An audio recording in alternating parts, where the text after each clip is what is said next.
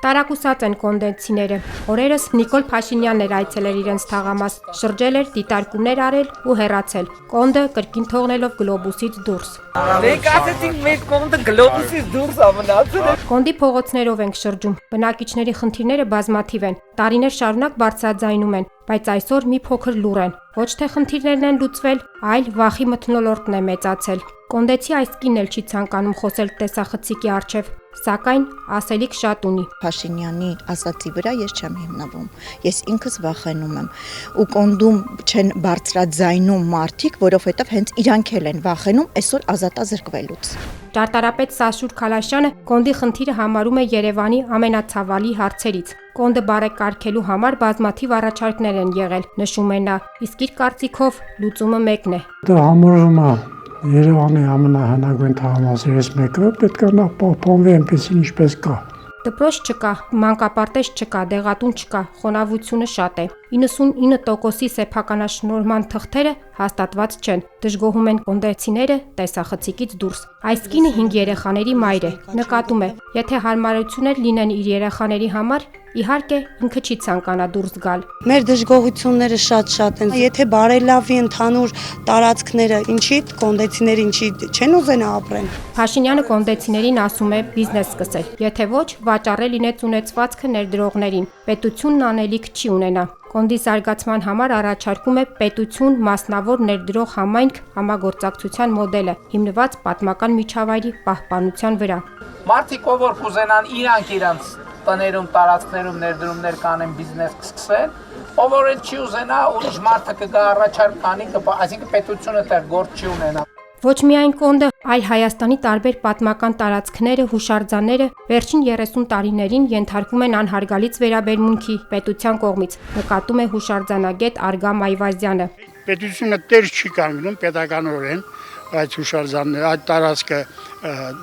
տրամադրում է մասնավոր սեփականության, այսպես ասած, ձեռներեցների վերականգնմանը, ես ամենևին հույս չունեմ, որ այդտեղ մի քանի պատմական արժեք ներկայացնող հուշարձաններից բացի մնացածները կարող են վերականգնվել կամ տեղ գտնել այդ վերականգնված տարածքում։ Լուծումը մեկն է։ Պետք է պահպանել թաղամասի պատմական դեմքը, այլ ոչ թե այդտեղ տարբեր շինություններ կառուցեն, պնդում է նա։ Առաջնահերթը պետք է լինի եղած գոնե մինչև հիմա պահպանված առկա հուշարձանների վերականգնումը։ Որովհետև մենք շատ լավ գիտենք, որ այդ տարածքում թաղամասում նաև կար հայտնի Կոզերնի գերեզմանատունը, մատուռը, որը փաստորեն վերացվեց։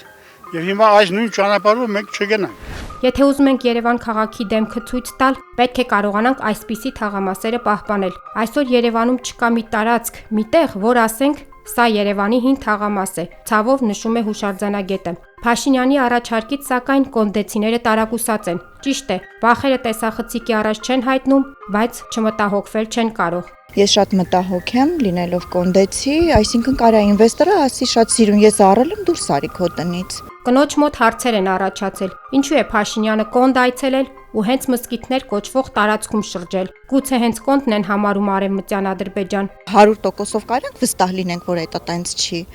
Հա? Ես միանշանակ վստահ եմ, որ դա տենց է։ Հաստատ հա, որովհետև այսքան ժամանակ 8 տարվա վարչապետը մի օր չի եղել, ինքը կոնդենսիների հարցով մտահոգվի։ Իսկ այսօր չգիտեմ ինչ դրախտային կոնդեն առաջարկում։ Կոնդի ապագայի շուրջ քննարկումները նոր թափ են ստացել, սակայն թաղամասի բնակիչների համար ամենակարևոր հարցերը շարունակում են մնալ անպատասխան։ Նրանք ցանկանում են արժանապատիվ կենսապայմաններ, բայց միաժամանակ չեն ուզում կորցնել իրենց տները, թաղամասի ինքնությունն ու պատմական դիմագիծը։ Իսկ մասնագետները վստահ են, Կոնդը կարելի է զարգացնել միայն այն դեպքում, եթե պահպանվի նրա պատմական արժեքը։ Հակառակ դեպքում Երևանը կարող է վերջնականապես զրկվել իր վերջին հին թաղամասերից մեկից։